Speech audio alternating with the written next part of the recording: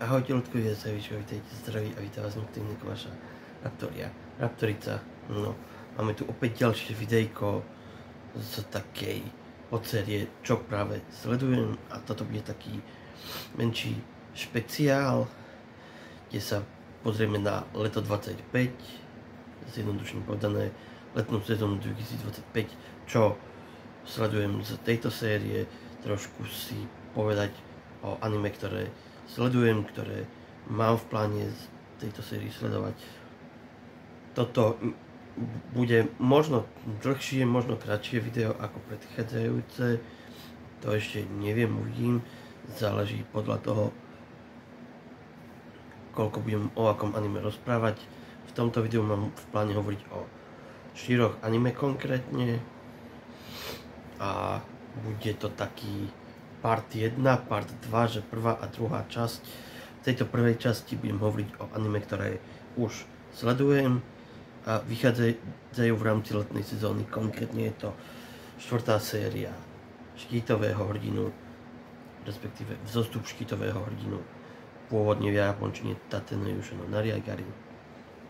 Ďalej je to 2. séria Dandadan. Ďalej je to taktiež 2. séria Kaiju číslo 8, na čo som mega nahypovaná, hlavne z hľadiska deja príbehu, čo sa týka tohto anime. Ale povieme si o tom viac a dnešné video ukončím s 2. sériou Reinkarnovaný ako 7. princ. A pôvodný japonský názov je extrémne dlhý, ani som nepovedala slovenský názov celý, len skrátenie, že akože Reinkarnovaný ako 7. princ. Teda pôvodne v japončine je to Tensei Shitara Daina na Oji volačo ďalej. To nemusíme riešiť. No a nebudem tu nejako extrémne rozoberať aktuálny dej toho, čo sa deje aktuálne v anime, čo teraz vychádza, kde len o také zoznamenie sa s týmto anime, s príbehom, že nejakým spôsobom zasvetiť vás nejakým spôsobom do toho deja týchto anime, že čo ja sledujem, možno aj nejaké dôvody, prečo to sledujem, prečo je to za mňa zaujímavé anime, ktoré sa oplatí pozrieť, alebo istým spôsobom z mojej strany také highlighty tejto série. No a druhé video, druhá časť bude zameraná na ďalšie 3 anime. Jedným je Jido Hanbaiki, 2. séria, to tiež má taký trošku dlhší názov. V skratke ide o anime, kde sa chalan reinkarnuje ako automat. V angličtine Reincarnation is a vending machine. Niečo v tom zmysle. Druhé z týchto 3 anime je anime, ktoré sa volá Kanojo Okarishimasu, možno známejšie z angličtiny Rent a Girlfriend. Je to zaujímavé anime, vychádza už 4. séria a zatiaľ to ešte nesledujem, konkrétne z takého hľadiska, že na jednej strane mám teraz niečo pozerané a zistila som, že okrem toho, že si musím dobehnúť 3. sériu, ktorá mi z nejakého dôvodu ušla, som si že ma nejako obišlo, že vychádzala 3. séria, tak nech som si to zisťovala, tak som zistila, že v podstate nemám ani len 2. sériu videnú. No a 3. anime je tiež také známejšie, viacerí sa na toto anime tešili v rámci tejto sezóny. A je to Sonobisuke Dollwakai wo Suru, známejšie pod anglickým názvom My Dress Up Darling. Takže to bude také v ďalšom videi taký rozbor týchto anime. No a poďme teda na štítového hrdinu Kaiju číslo 8 Dandadan a reinkarnovaný ako 7. princ. Začneme s štítovým hrdinom, predsa len je to anime, ktoré je tu s nami už dlhšie a jediné z týchto anime, ktoré teraz vychádzajú, už 4. séria. Ostatné spomínali, že majú iba 2. sériu. No, Tateno Yushano Nariagari v slovenčine vzostup štítového hrdinu nás zoznamuje s hlavným hrdinom Naofumi Iwatani, ktorý bol spolu s pár ďalšími spolužiakmi pomocou vyvolávacej mágie premiestnený do iného sveta. Ide konkrétne o tých jeho v údovkách spolužiakov, tých, ktorí boli s ním preniesení, sú Itsuki Kawasumi, Motoyasu Kitamura a Ren Amaki. Títo 4 ľudia boli kvázi si tak v údovkách z nášho sveta privolaní do fantasy sveta, konkrétne do kráľovstva Melromark, kde boli povolaní z takého dôvodu, že im boli venované tituly, konkrétne štítový hrdina, hrdina kopie, hrdina luku a hrdina meča. Konkrétne štítový hrdina je Naofumi, hlavná postava, za to sa to aj volá vzostup štítového hrdinu. Hrdina meča je Ren Amaki, hrdina kopie je Motoyasu a hrdina luku je ten 4. Teraz som hovoril ich mená: Naofumi, Ren, Motoyasu a Itsuki. No, boli teda povolaní z takého dôvodu, že aby zaujali miesto týchto 4 hrdinov, ktorí do tohto sveta povolávajú už dlhšiu dobu. Vždy keď, no ani nie, že vždy keď sú nejaké problémy, ale v tom svete zápasia s určitým typom vln. Sú to také vlny monštier, kedy na ten svet v podstate útočia viaceré monštrá, že akože také väčšie množstva monštier, tým, že títo hrdinovia sa o to majú postarať, majú bojovať s týmito vlnami. No a jak boli povolaní, tak hlavný hrdina Naofumi nebol prijatý nejako dobre, konkrétne z takého hľadiska, že jedna z princezien kráľovstva Meredy Melromark má vyslovene takú povahu, že je to vyslovene taká manipulátorka, že so všetkými sa snaží manipulovať, ako sa len dá, a v podstate snaží sa všetko robiť v rámci svojho prospechu. A ona sa prakticky postarala o to, aby štítový hrdina bol vyhostený z takého toho pomyselného kruhu svojím spôsobom z kráľovstva. No a týmto sa v anime v podstate len začína a Naofumi si postupne získava nových priateľov, bojuje s nepriateľmi. Prvý, koho získa prakticky, kúpi otroka od otrokára. To otrok je medidruhový človek, ako tak môžem nazvať, respektíve ide o takú rasu medidruhových, že sú to kríženci ľudí a zvierat. Konkrétne ide o kríženca človeka a medvedíka čistotného menom Raphtalia. V podstate síce ju kúpi ako otroka, ale ho v podstate ju oslobodí z toho otrockého života a začínajú spolu dobrodružstvo. Postupne sa k ním pridá jeden taký druh vtáka, filolial, alebo jak sa ten druh volá. No a ide o taký druh vtáka, že je taký väčší, že môže prakticky ťahať drožky za sebou. Že akože môže byť ako náhrada miesto do koní, do vozov a tak podobne. A tento filoliál,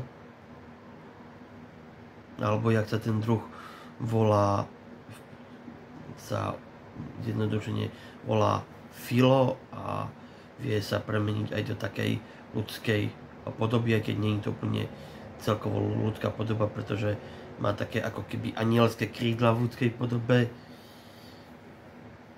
a je mŕte rozkošná v tej svojej ľudskej forme.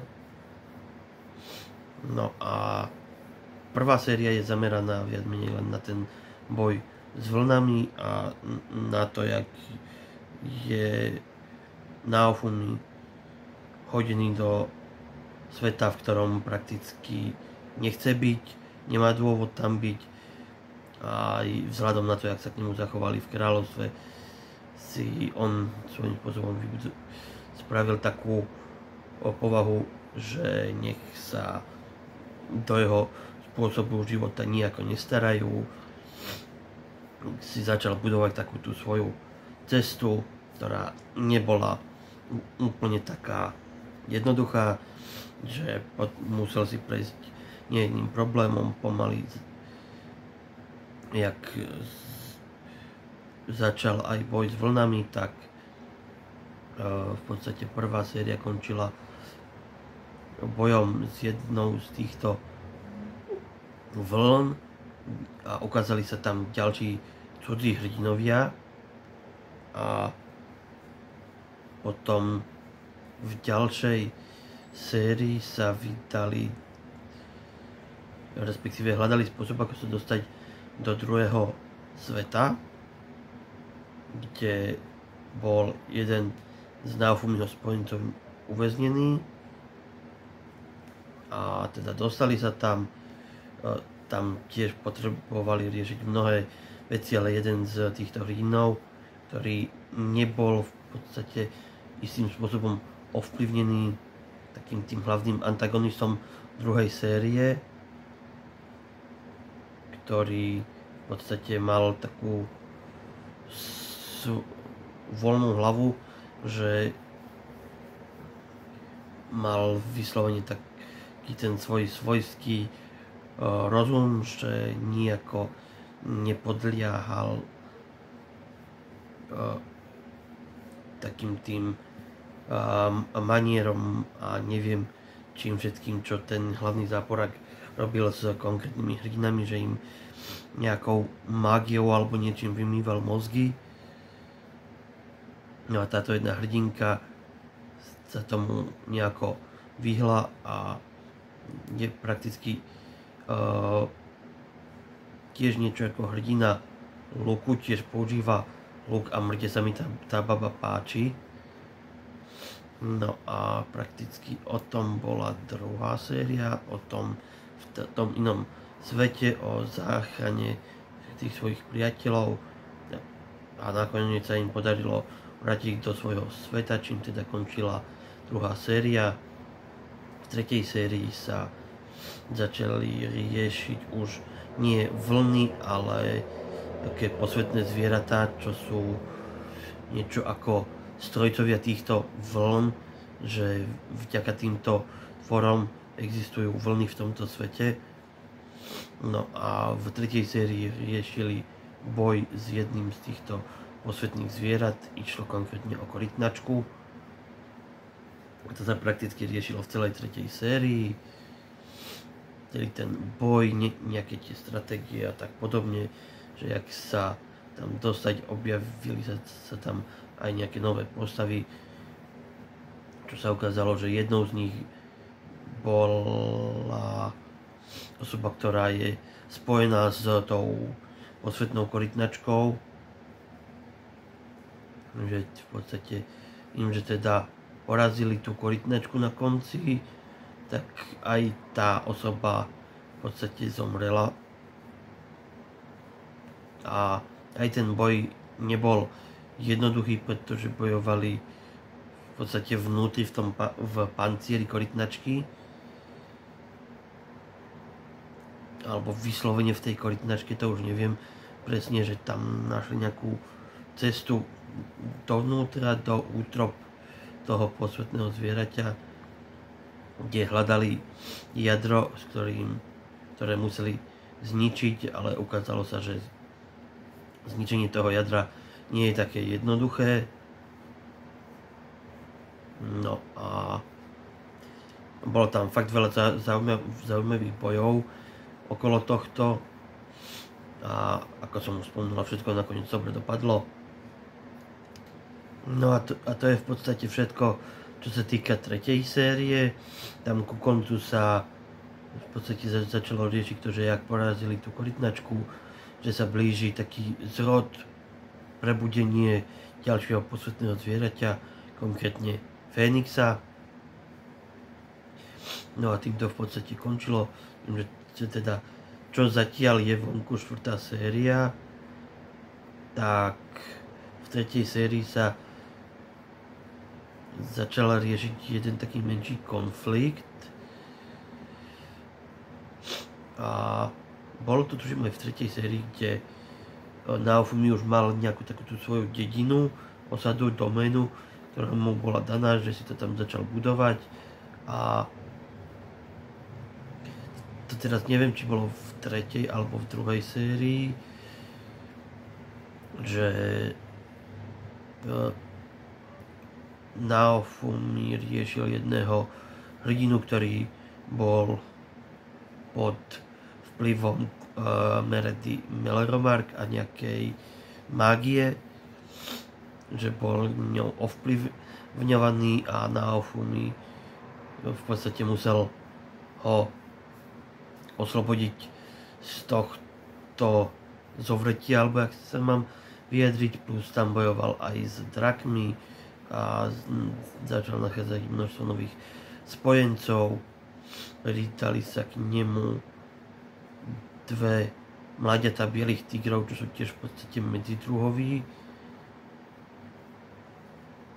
A jedna je v podstate súrodenci a dievča je slepé a chalan akože s ním nie je nič, že by bol nejakým spôsobom výnimočný.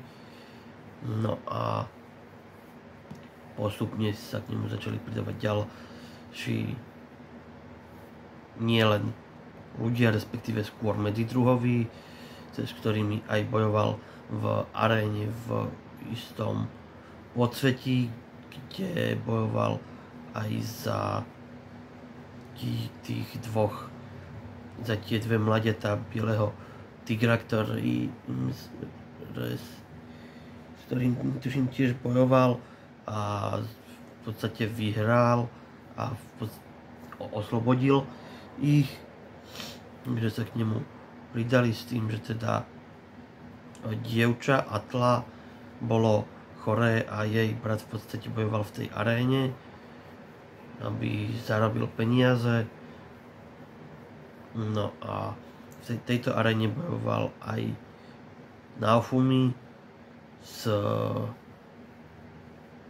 neviem teraz narýchlo, či s Renom alebo s Itským, môže byť, že s Itským, že on síce nie je Itsuki, Ren bol manipulovaný Meredy a potom viac menej v tretej sérii už pomaly začali riešiť aj nejaké také tie pomyselné spojenectvá medzi všetkými štyrmi chalanmi z toho v údokách nášho sveta, že teda že sa blíži zrod Fénixa, že opäť bude potreba, aby všetci štyria hrdinovia spojili sily, bojovali s Fénixom a porazili ho. Takže už sú tak v tej sérii trochu prepracované, že dalo by sa povedať, že Naofumi dal všetkých dokopy. Jednak hrdinov, aj nechcem si vyslovene povedať, že vybudoval si armádu, ale aj takú dedinu má s medzidruhovými, ale sú tam aj ľudia. Niekde sa často stretávať aj s Meloromark, čo je druhá princezna kráľovstva Meloromark. No a ďalej konkrétne v tretej sérii na Naofumiho a Raftaliu, respektíve na Raftaliu zaútočili určití ľudia, čo nikto nevedel, čo sú zač, ale išli po Raftalii konkrétne z takého dôvodu, že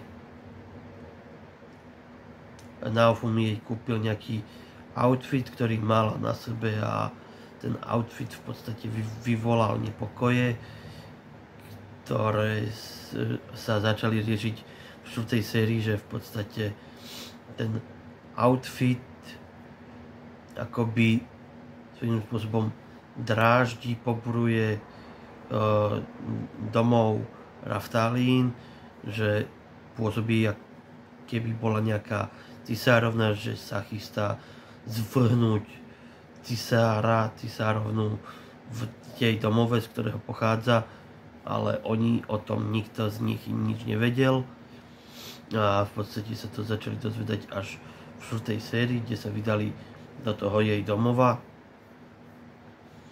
a zatiaľ mi 4. séria príde taká celkom nudná, zatiaľ sa tam riešia len také, v podstate len tá cesta do domova. Odišli do mesa Siltfeld, z ktorého sú mladiatá bieleho tigra, ktorý Siltfeldu vládol a v podstate bol zradený istým medzidruhovým, ktorému v podstate ide len o moc, chce sa stať vládcom Siltfeldu. No a celé to okolo otca tých dvoch mladiec bieleho tigra narafičil, takže zomrel teda vládca Siltfeldu a tento jeden medzidruhový v podstate zariadil to, že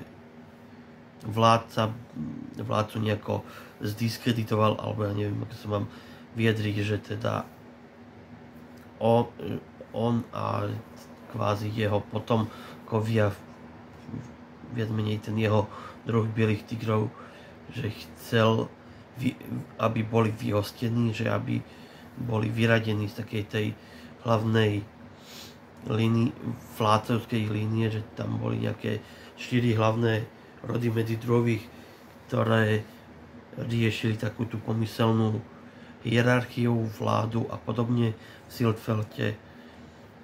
No a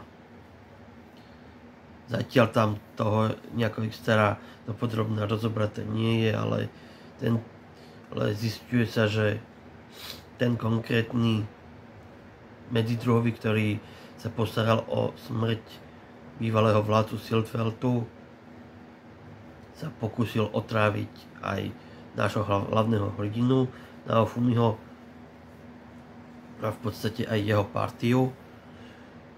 Aj keď teda Siltfeld je miesto, kde štítového hrdinu uctievajú ako hrdinu, že je to jedno z mála miest, kde je štítový hrdina vítaný, uctievaný a miesto toho, aby vypočuli jeho želania, čo si Naofumi ako štítový hrdina želá, tak tam riešili vyslovene svoje konflikty medzi sebou. Takže zatiaľ je to takto rozpracované v 4. sérii. Toľko k štítovému hrdinovi.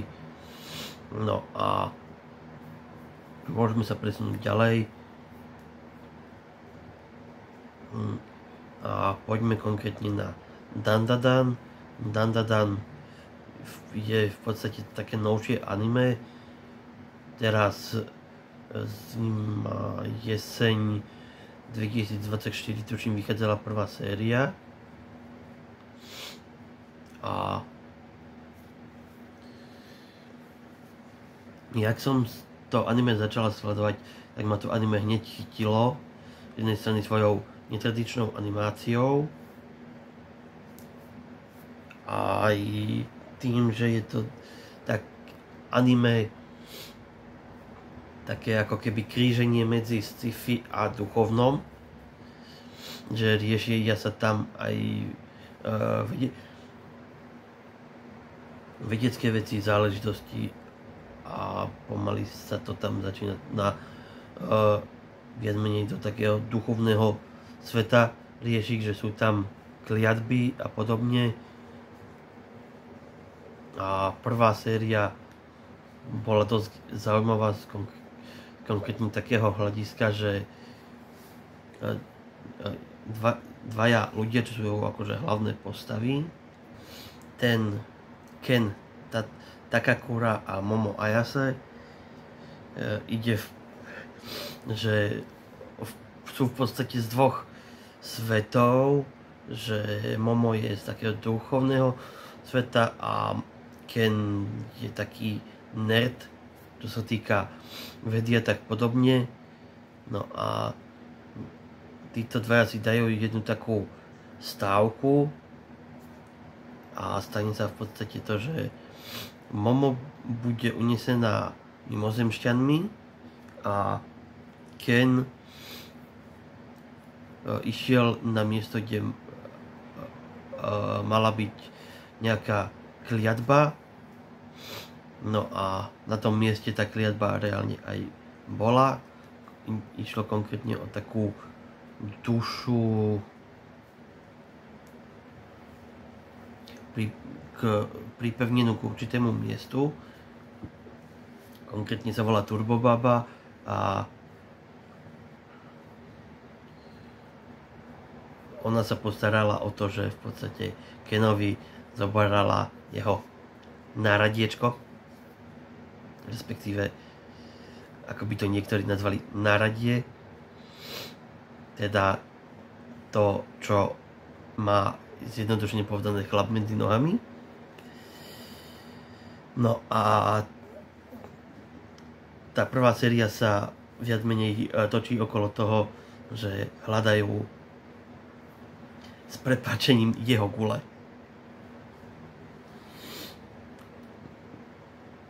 A je to z jednej strany dosť komické, srandovné anime, že sa tam riešia tieto duchovné veci, aj hlavne tieto duchovné veci, sú tam aj také kríženia s vedou, mimozemšťanmi a tak podobne. Takže je to mega srandovné anime. Ešte taký malý dodatok k Tate no Yusha. Som rada, že čo sa týka openingov, je tam stabilne jeden interpret, konkrétne Medkit, ktorí majú openingy v podstate v rámci prvých všetkých 4 sérií. V prvej sérii je to Rise, v druhej je to Faith, v tretej je to Bring Back, respektíve, zle hovorím, Rise a Faith sú v prvej sérii,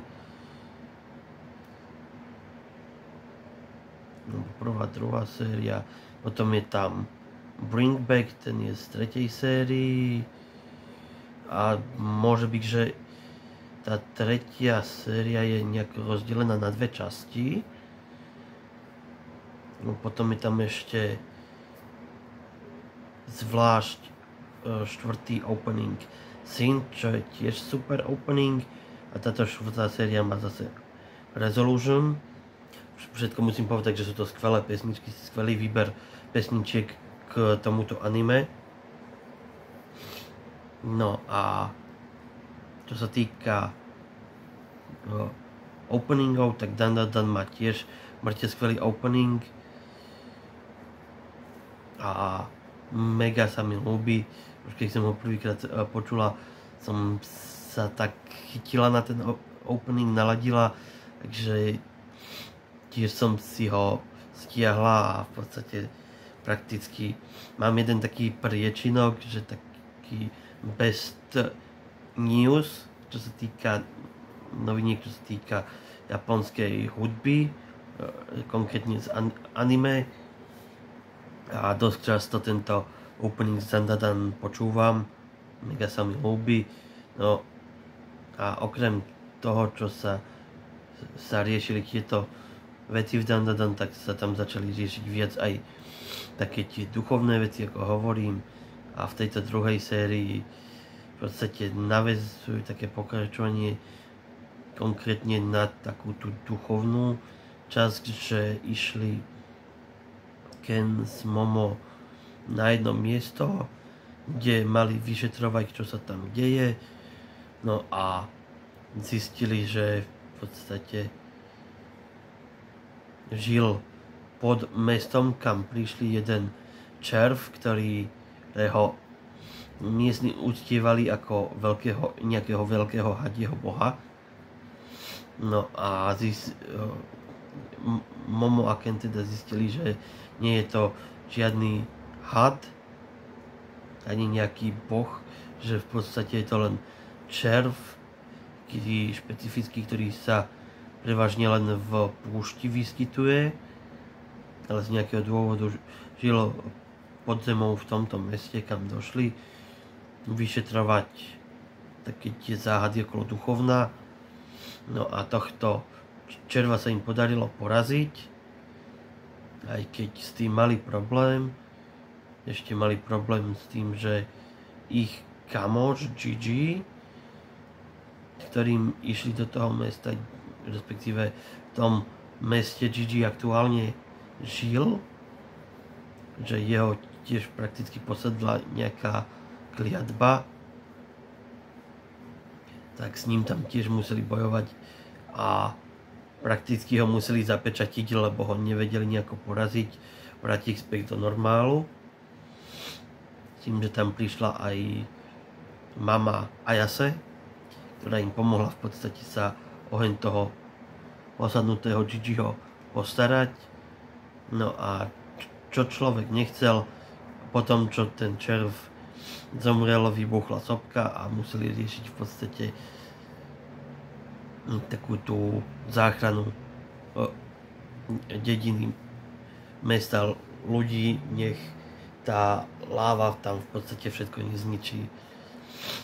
Takže to bola zatiaľ taká celkom sranda, čo sa týka Dandadanu.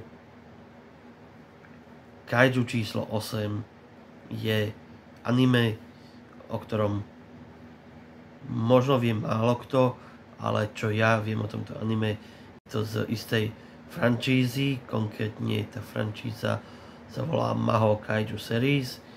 Je to niečo podobné ako je MCUčko či DCU. Tým, že teda tento Mahou Kaiju Series je taká franšíza, kde sa bojuje s kaiju, čo sú v podstate také monštra, veľké prerastené. Medzi kaiju prakticky patrí aj Godzilla, pôvodne v japončine Gujira a ďalšie stvorenia, ktoré môžeme poznať z Monsterverza, ako je Kong, Mothra a tak podobne, že v rámci toho japonského lóru, že tieto tvory sú v podstate kaiju,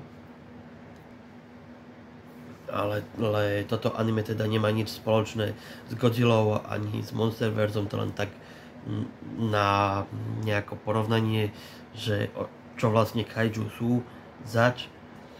No a mohli by sme povedať, respektíve mohla by som povedať, že toto anime by sa odohráva, povedzme, že v súčasnosti, že už nejaký ten boj, že kaiju sa v rámci histórie objavujú už dlhšie.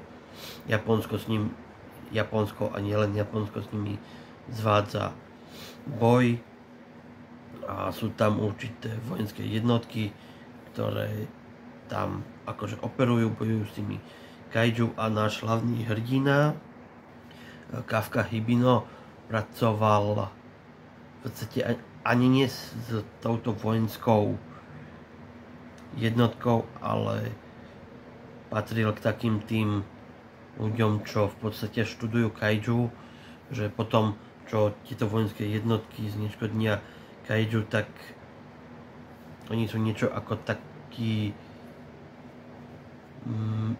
lekári, niečo ako máme my v podstate, Ježiš, jak sa volá tým ľuďom, hovorí tým ľuďom, v podstate ľudia, čo pracujú s mŕtvolami, nenapadne mi, jak sa tým ľuďom hovorí, že ide v podstate o takúto jednotku, že teda skúmajú tých kaiju, že čo sú zač, jak v podstate fungujú, jak sa rozmnožujú a tak podobne. A tento postupne sa začína odhalovať, že Hibino Kafka vždy chcel byť vojak a v detstve si s jednou kamarátkou slúbil, že sa stanú vojakmi, že budú bojovať spolu s kaiju, lenže že sa ukázalo, že Hibino Kafka prakticky nemal žiadny talent, čo sa tohto týka, že nemal nejaké, povedzme, také zvláštnejšie schopnosti, pomocou ktorých by mohol s kaiju bojovať, preto aj bol v tej jednotke, čo skúmali mŕtvoly kaiju, a jeho kamarátka sa v podstate stala takou vrchnou veliteľkou jednej divízie a prakticky ju v podstate obdivuje, vždy akože túžil potom, že budú spolu bojovať s kaiju a slúbili si to ešte keď boli deti, konkrétne z takého dôvodu, že keď boli malí, tak na mesto zaútočil jeden kaiju a v podstate boli bezmocní a niečo sa tam vtedy stalo. Si už nespomeniem, že čo môže byť, že nejaký blízky, mohlo to byť kľudne zviera toho Kafkinej kamarátky zomrelo a vtedy si v podstate slúbili, že budú spolu bojovať s kaiju, no a začína to takým tým klasickým bojom s kaiju, kde spolu bojujú a táto jednotka skúma tie mŕtvoly, no a postupne sa to tam začne tak intenzívnieť s tým, že Kafka prakticky bude mať poslednú možnosť, šancu pripojiť sa k vojenskej jednotke, pretože je tam určitá veková hranica, v rámci ktorej sa môžu ľudia pridať k týmto vojenským jednotkám a on už akurát k tejto vekovej hranici mieril. No a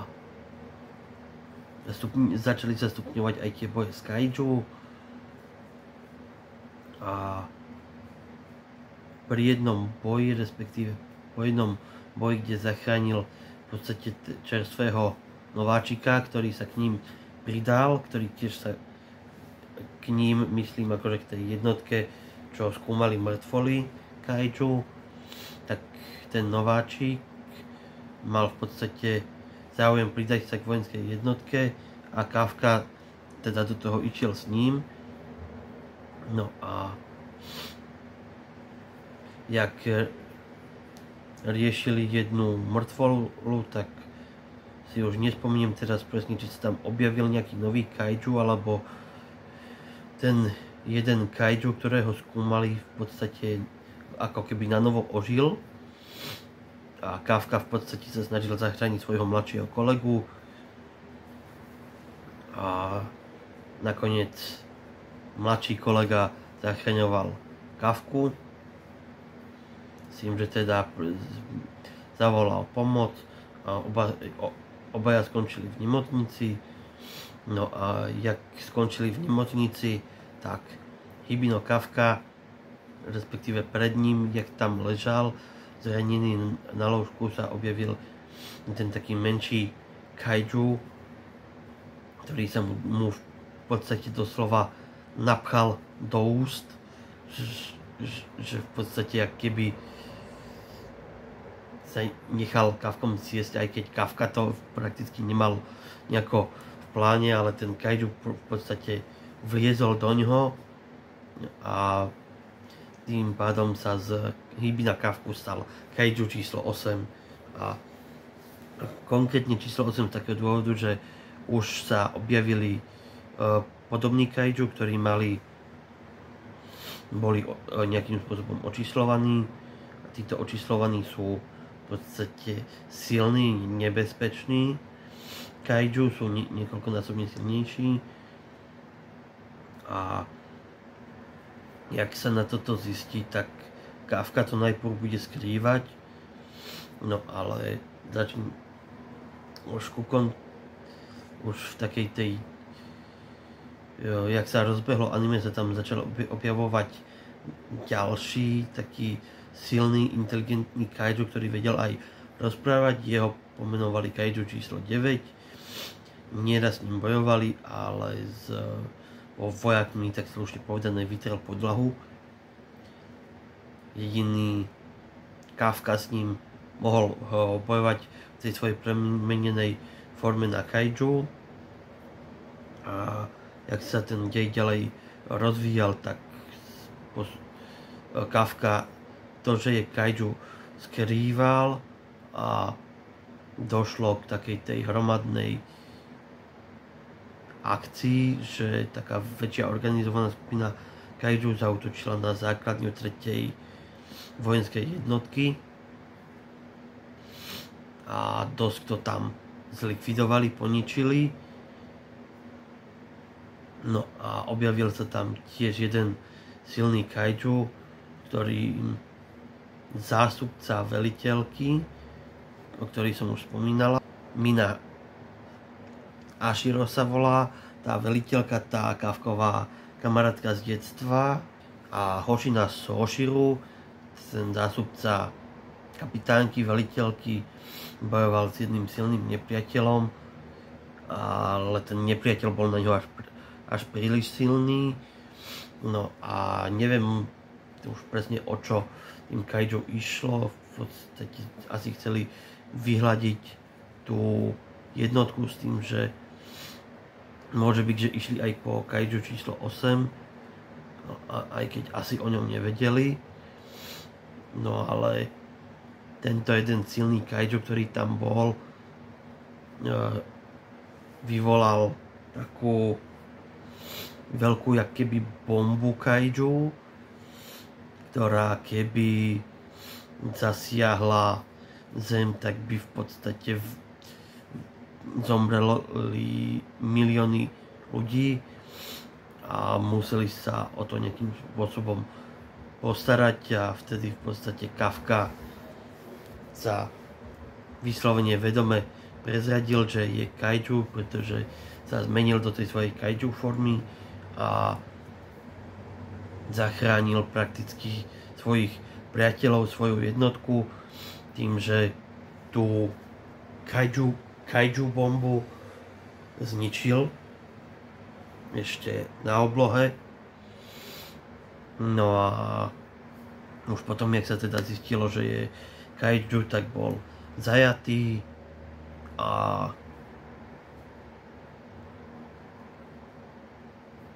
v podstate mal byť súdený, čo sa spekulovalo, že buď ho odstránia, alebo ho využijú ako zbraň. No a došlo tam k takému menšiemu, nechcem vyslovene povedať, že konfliktu, ale vrchný veliteľ prvej jednotky, ktorý je zároveň aj riaditeľ takej tej vojenskej armády, alebo jak sa mám vyjadriť, v Japonsku, čo sa týka týchto špeciálnych jednotiek vojenských, s ním bojoval, chcel, aby sa premenil, a z nejakého dôvodu vtedy Kafka sa prepol do Berserkru, nie dobrovoľne, ale skoro toho vrchného veliteľa, riaditeľa zabil, ale nakoniec sa spamätal, uvedomil sa a v podstate ten berserker odišiel a sa zmenil späť do ľudskej formy a riešili ho teda, že čo s ním bude. Nakoniec ho teda nechali žiť s tým, že teda vzhľadom na to, že základňa 3. jednotky divízie bola dosť zničená, tak členov v podstate porozdeľovali do ostatných jednotiek a už jak ukazovali toto veliteľstvo, ukázala sa tam jedna miestnosť, ktorú ja poznám. Poznám ju konkrétne celý Action Taimanin a teraz si možno myslíte, že kto možno poznáte Taimanin, či už hru Action Taimanin alebo vizuálne novely v rámci tohto sveta Taimanin a tak podobne, že čo to má spoločné.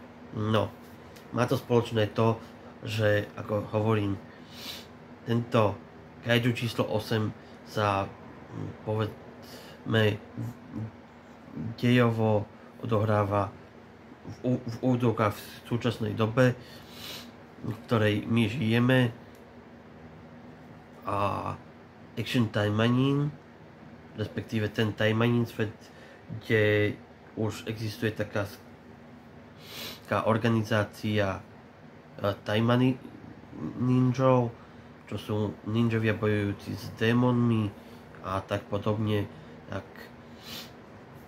ide v podstate o jeden a ten istý svet s tým, že už táto existencia ninjov, Taimani ninjov a démonov je v rámci tohto Maho Kaiju sveta sa odohráva niekedy v 2070-2090. Je to taká blízka budúcnosť, ale nie taká blízka, že akože hovorím, že tento kaiju číslo 8 sa povedzme odohráva v súčasnosti. A ten Action Taimanin a veci okolo toho, čo sa týka tých hier a anime, čo sú prevažne vizuálne novely a hentai, tak je to v podstate taká tá určitá budúcnosť tohto sveta, kde sa odohráva kaiju číslo 8. No už v podstate tu v tomto kaiju číslo 8 sú také tie prvé referencie, že ide o také prepojenie Taimanin sveta a tohto kaiju číslo 8. Takže to je taká zaujímavosť, ktorú nie každý určite vie, ale je to dosť zaujímavé. Možno pre nikoho šialené a možno niekto ani Taimanin svet nepozná, ale ak poznáte hru Action Taimanin, tak vám poviem toľko, že teda áno, ten svet Action Taimanin, čo sú aj ďalšie hry, ako hovorím, sú to vizuálne novely, prevažne hentai, a sú aj anime tiež. Je to hentai, akože ováčka sú to, že ide v podstate o jeden a ten istý svet, akurát v rozdielnych dobách. Takže to je taká zaujímavosť. Kaiju číslo 8, prvá séria, opening, Youngblood, Save Me, alebo jak sa volá tá pesnička, nenapadne mi narýchlo. Mega sa mi to ľúbi, neskutočne sa mi tá pesnička páči. Druhá séria má tiež zaujímavý opening, ale nie až tak ako prvá séria. No a poďme ešte na reinkarnáciu, respektíve na to 4. anime, ktoré som spomínala, reinkarnovaný ako 7.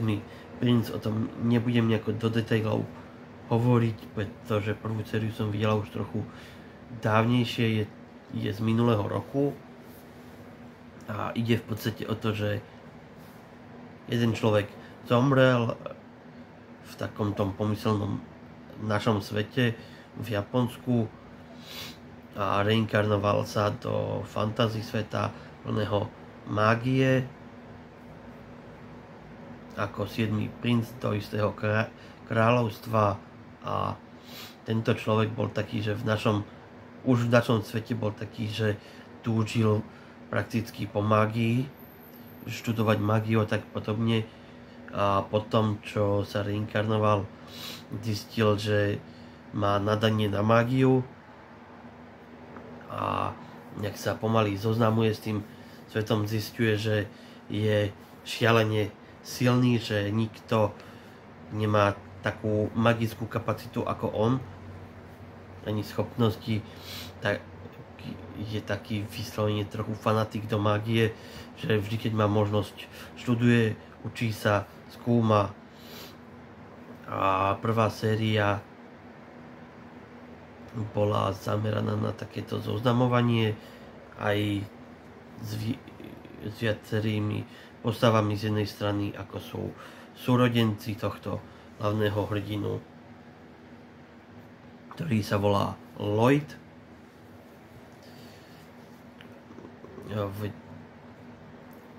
A riešili tam rôzne veci, aj čo sa týka pomyselnej blížiacej sa vojny, ktorá mohla, nemusela byť.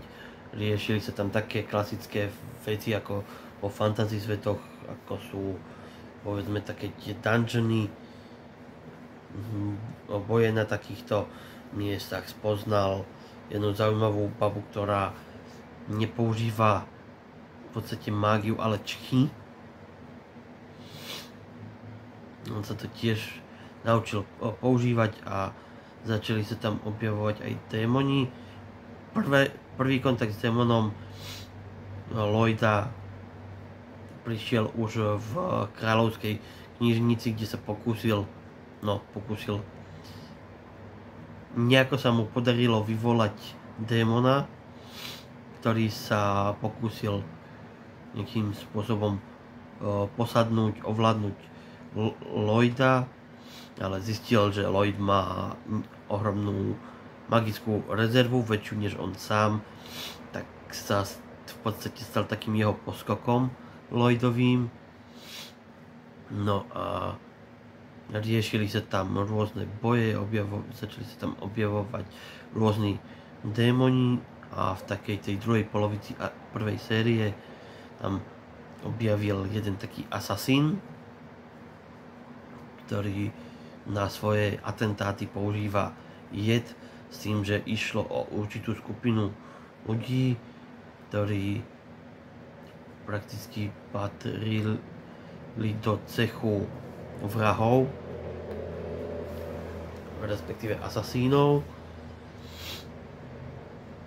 pretože boli iní, mali problém ovládať svoju mágiu, s čím ani sami sebe nevedeli nejakým spôsobom pomôcť a týchto ľudí bolo viacej, taká skupinka, ktorých našiel jeden človek, ktorý tiež mal z začiatku problém a ovládal teleportačnú mágiu, ale neskôr sa zistilo, že tohto človeka posadol démon, ktorý chcel získať práve jeho teleportačnú mágiu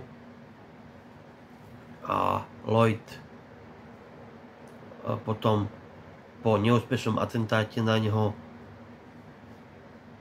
si našiel túto skupinku, začal im pomáhať, aby začali viac ovládať svoju silu, svoju mágiu, im tak pomohol a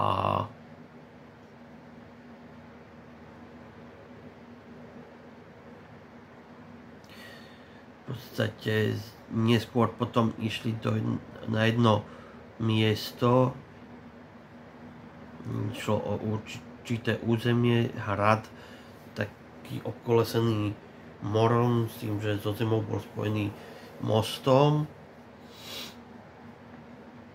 A toto miesto sa riešilo aj v rámci takých tých politických záležitostí, že taký ten vojenský konflikt pomyselný blížiaci sa, ktorý riešil jeden Lloydov starší brat.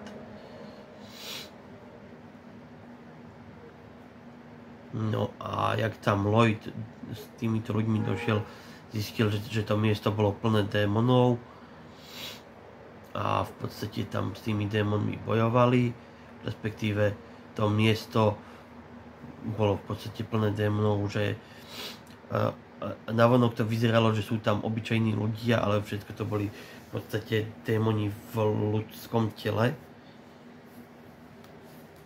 Takže tam došlo k veľkému boju a také veľké finále, čo sa týka bitky, bolo medzi Lloydom a démonom, ktorý posadol toho chalana s teleportačnou mágiou. A Lloyd ho teda porazil, ale takým celkom nezvyčajným spôsobom, pretože zo začiatku bojovali takým spôsobom, že démon mal navrch a Lloyd v podstate prakticky skúmal jeho schopnosti a hľadal akože takú tú medzeru, slabinu, ako prejsť cez jeho schopnosti, čo mu trvalo, ale nakoniec k tomu došlo, porazil toho démona. No a jak začala táto druhá séria, tak ešte koncom prvej série ten hrad nakoniec prebrali tí ľudia, čo mali problém s tou mágiou. Zo začiatku komu Lloyd pomohol, že Lloyd im to tam dal na starosti a po niektorí zostali s Lloydom mu pomáhať a druhá séria ako začala, sa tam začala riešiť taká vec, že Lloyd sa chcel pridať k cirkvi, konkrétne z takého dôvodu, že sa chcel naučiť božskú mágiu, k čomu nakoniec aj došlo, ale takým spôsobom, že prvú sa mu podarilo dostať do takej tej pomyselnej božskej sféry, kde žijú anjeli a tak podobne. A s jedným z týchto anielov bojoval a to aniel spravil v podstate to isté, čo démon, ktorého Lloyd vyvolal, že v podstate chcel s ním hrať pretlačovačku magickú, ale zistil, že Lloyd má väčšiu magickú rezervu a končil prakticky podobne ako ten démon, že na ruke mal iba ústa, cez ktoré otváral, ale potom, keď sa Lloyd vrátil, už v podstate tento aniel sa vrátil do takej svojej podoby a s tým, že tam začínajú riešiť to, že jeden jeho priateľ tohto aniela opustil ten rád, alebo jak to mám nazvať, s tým, že hneď sa s týmto svojím priateľom stretol v kostole a zatiaľ, čo sa tam črtá nejaký taký ten pomyselný konflikt, tak predpokladám, že práve tento bývalý anielov priateľ bude hlavný antagonista druhej série, s tým, že tam riešili lov ghoulov a tento jeden človek, čo sa zakradol do cirkvi, čo je známy toho aniela, tam v podstate začína spriadať nejaké tajné plány, čo ešte nikto zatiaľ nevie, o čo ide, ale je to spojené aj s tými ghoulmi.